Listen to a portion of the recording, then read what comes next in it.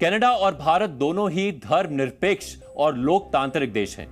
भारत में 2011 की जनगणना के हिसाब से 2.08% सिख रहते हैं। वहीं कनाडा के 2021 की जनगणना के हिसाब से 2.1% सिख रहते हैं। यानी दोनों देशों में लगभग समान रूप से सिख समुदाय रहता है।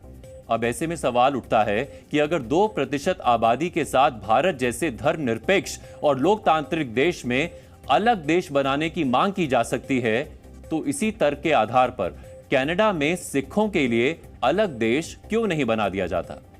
अब यहां यह भी समझने की जरूरत है कि भारत में रहने वाले 2.08% सिख देश के अलग अलग कोनों में रह रहे हैं। उनमें से कोई भी अलग खालिस्तान की मांग नहीं कर रहा है, जबकि खालिस्तान की मांग कनाडा में रहने वाले खालिस्तान समर्थक सिख ज्यादा कर रहे हैं। तो क्या ऐसा नहीं हो सकता कि जस्टिन ट्रूडो कनाडा का ही एक हिस्सा खालिस्तान बनाकर सिखों को दे दे? कनाडा में खालिस्तान रेफरेंडम में जिन खालिस्तानी समर्थकों ने हिस्सा लिया था, उनमें से ज्यादातर कनाडा के नागरिक हैं। ये वो लोग हैं जिनके पास भारतीय नागरिकता नहीं है।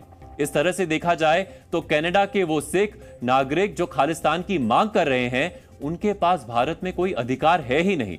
उनकी कोई भी मांग मानने के लिए भारत बाध्य नहीं है, बल्कि कनाडा के खालिस्तानी समर्थकों के पास अपनी सरकार यानी जस्टिन ट्रूडो सरकार से मांग रखने का अधिकार है। वो चाहें तो अपने लिए कनाडा में खालिस्तान बनाने की मांग कर सकते हैं।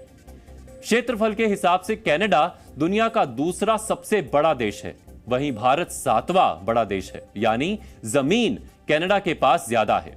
कनाडा की कुल आबादी करीब 3,70,00,000 है, यानी जनसंख्या घनत्व के मामले में भी वहां प्रति वर्ग किलोमीटर में केवल 4 नागरिक रहते हैं। वहीं भारत की आबादी करीब 140 करोड़ है।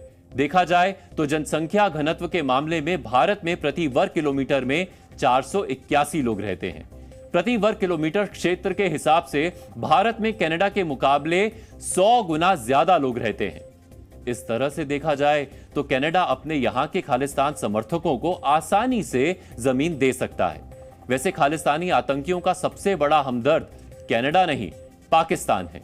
कई खालिस्तानी आतंकी पाकिस्तान में भी छिपे हुए हैं।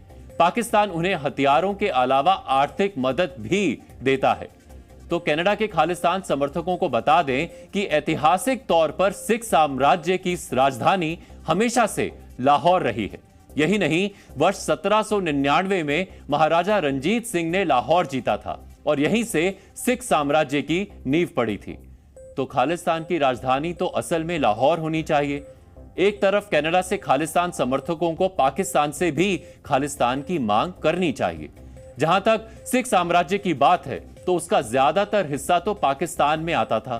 तो खालिस्तान के लिए सबसे सही जमीन तो पाकिस्तान है। खालिस्तानी आतंकियों को पाकिस्तान से जमीन मांगनी चाहिए। मुमकिन है कि दोस्तों का फर्ज निभाने के लिए पाकिस्तान उन्हें जमीन दे दे। जस्टिन ट्रूडो के झूठ की पोल कनाडा की विपक्षी पार्टी ने खोली। खालिस्तानी आतंकी हरदीप सिंह निज्जर की हत्या में भारत के नाम को लेकर सदन में सबूत मांगे गए। जस्टिन ट्रूडो के पास सबूत नहीं थे, ना ही जांच एजेंसियों के पास फिलहाल कोई सबूत है। यह तो केवल राजनीतिक लाभ लेने के लिए जस्टिन ट्रूडो की चाल थी, जो उन पर भारी पड़ रही है। कनाडा की विपक्षी कंजर्वेटिव पार्टी के नेता पियरे पोलिएवर ने कहा कि प्रधानमंत्री सभी तथ्य सामने लाएं। कनाडा के लोगों के लिए इन आरोपों से जुड़े सबूतों को जानना जरूरी है, ताकि नागरिक उस पर कोई फैसला ले सकें। विपक्ष की मांग जस्टिन ट्रूडो के लिए मुसीबत बन गई है, क्योंकि सबूत देने के लिए सबूत होना जरूरी है। जी न्यूज़।